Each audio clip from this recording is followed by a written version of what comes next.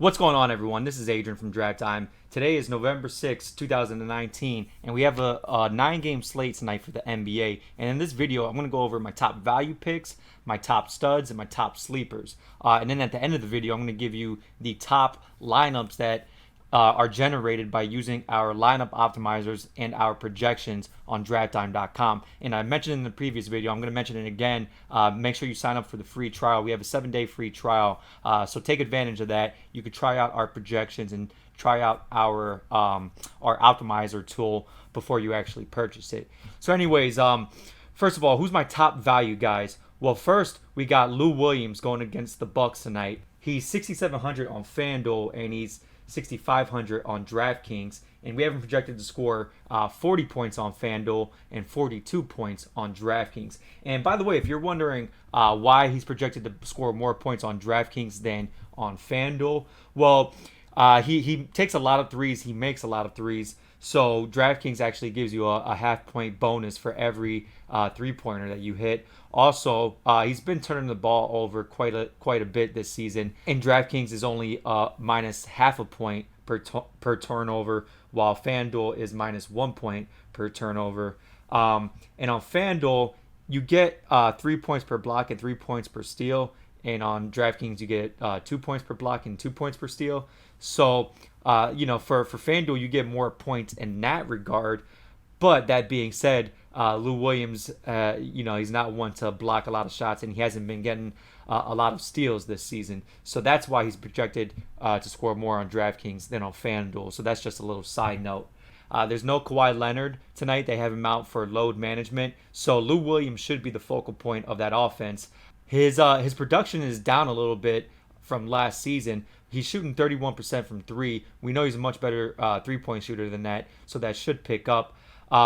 In the previous game that Kawhi Leonard was out, Lou Williams actually had his highest usage rate for the season, 40.1%.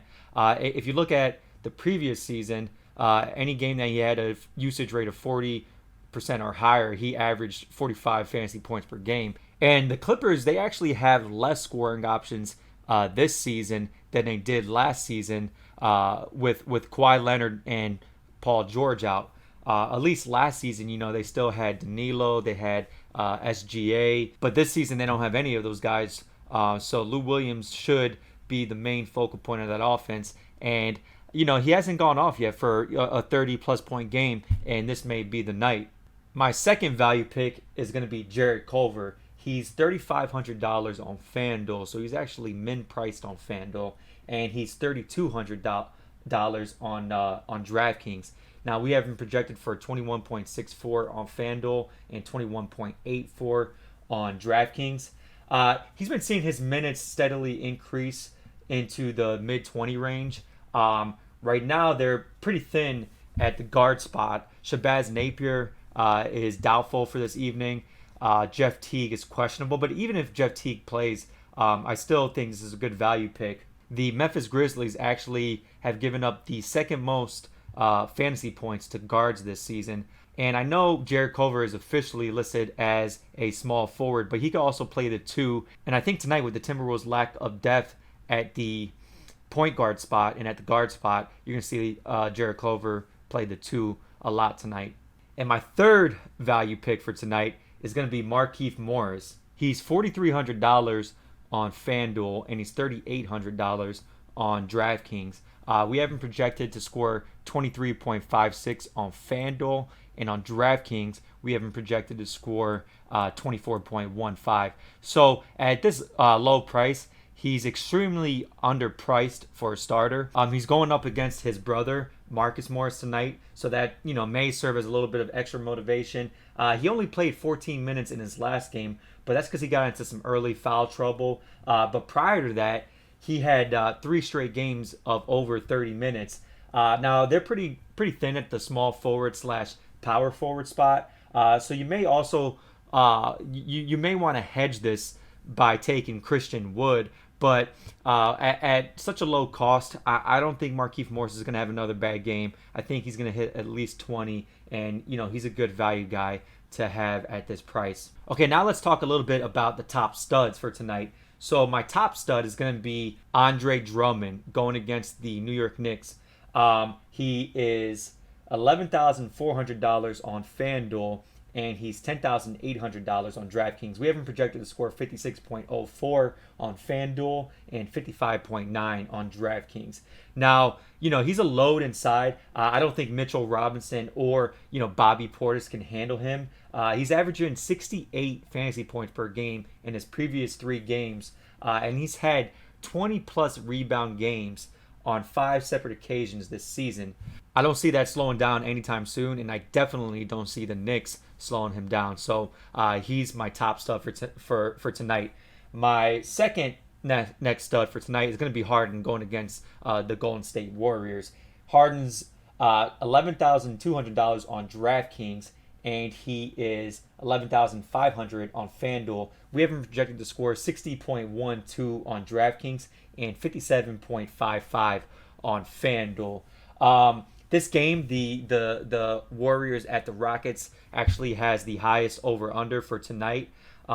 And pretty much, you got Harden going against a bunch of G League guys, and I don't see any of those guys being able to stop him, any of those guys being able to contain him. No Klay Thompson, who's, their best perimeter defender. Draymond's out. I think Harden's going to have a field day. And even if that game is a blowout, which it might not be because the Rockets aren't playing too well right now, especially defensively. But even if that game is a blowout, Harden could give you 60 points in 3 quarters. And my last top stud is going to be Karl Anthony Towns. He's $10,000 on DraftKings, and he is $11,100 on FanDuel. On DraftKings, we have him projected to score 55.49, and on FanDuel, we have him projected to score 53.34. Now, he's coming back from a suspension, so he's going to be, pretty fresh. He's going to be extra motivated. He's going up against Jonas Valanciunas, who's not going to be able to guard him on the perimeter. He can knock down some threes. And Cat's really only had one bad game this season, and in that game he scored 49.2, and that was against the Heat, and Bam Adebayo is a really good defender. Besides that, he's been killing it this season. The last game, you can't really look at that because he got ejected in the 3rd quarter. So I think Cat is a really good play tonight, especially on DraftKings, where they have him priced at only $10,000. I don't see how you can not pick him up on DraftKings. So who are my deep sleepers tonight? Really big value guys who have a large upside but a big downside, and they shouldn't be heavily owned at all. They should be pretty low owned. So first of all, Christian Wood on DraftKings is my first deep sleeper. He's only $3,600 on DraftKings, and we have him projected to score 20.02. You might want to pick him up into some of your lineups to hedge against Markieff Morris in case Markieff either gets into some foul trouble or has another bad game. So he definitely has some potential. He's had some pretty good games this season when he's gotten the minutes. And if Markieff happens to be trending down, I think Christian Wood's going to be a good play tonight on DraftKings at $3,600. Now, my deep sleeper, again, these are deep sleepers, so they have huge upside potential, but also huge downside risk. So my deep sleeper on FanDuel is going to be Trevor Ariza. He's priced at pretty much min-priced on FanDuel, $3,600. We have him projected to score 17.67 fantasy points. Now, he hasn't been particularly productive this season, but he is averaging 24 minutes per game. So he has a lot of potential, to get a couple steals, maybe a block. Definitely has some potential to score some threes from the corner and put up a good amount of points, especially if he's getting that many minutes. Due to his lack of production this season, I doubt he's going to be highly owned. So he's a guy with huge upside potential, but also huge downside risk. So those are my sleepers, my top value picks, and my top studs for this evening. Now, what I'm going to do is I'm going to run our lineup optimization tool, which you can access on drafttime.com, and see what the lineup optimizer spits out. By the way, if you wanted to, pick up a guy like Trevor Ariza in one of your lineups, the way you would do that, if it doesn't automatically pick him up, is you find him on our little optimizer, Ariza, lock him in, and then go ahead and click Generate Lineups. And then you can see him here locked into the lineup. So now he's going to be included in all of these lineups. So this is the lineup with Trevor Ariza locked. These lineups are going to change before tonight starts. Okay, so Let's go ahead and let's find Ariza and let's unlock him. Okay, and let's run the lineup optimizer. So for FanDuel, we got Landry Shamet, Patrick Beverly, Lou Williams, James Harden, Mo Harkless, Jarrod Culver, Jabari Parker, Julius Randle, and Andre Drummond. Okay, so that's the default FanDuel top lineup. Now, if there's any guys that you don't like on this lineup for some reason, you could exclude them. And the way you do that, like, let's say you don't particularly like Jabari Parker. His price has gone up a little bit. He's been pretty productive the past few games, but they raised his price, and you don't think he's going to be that productive to justify a $7,100 salary in this game. Well, the way you would do that is you go to the optimizer, you find Jabari Parker, and then you exclude him by unselecting this check. And now when you run the lineups, Jabari Parker won't be included in it. But anyways, let's go to the DraftKings optimizer, and let's run the top default lineup for DraftKings. So we got Russell Westbrook, Lou Williams, Jarrod Culver, JaMychal Green, Markieff Morris, Julius Randle, Clint Capella, and Karl Anthony Towns. Okay, so that's the default top lineup for DraftKings. And again, you could mess around with this. You could lock in certain players. You could limit how many players get selected from each team. So anyways, that's all I have for today. Let me know if you have any questions, any concerns, and good luck to everyone tonight. Peace.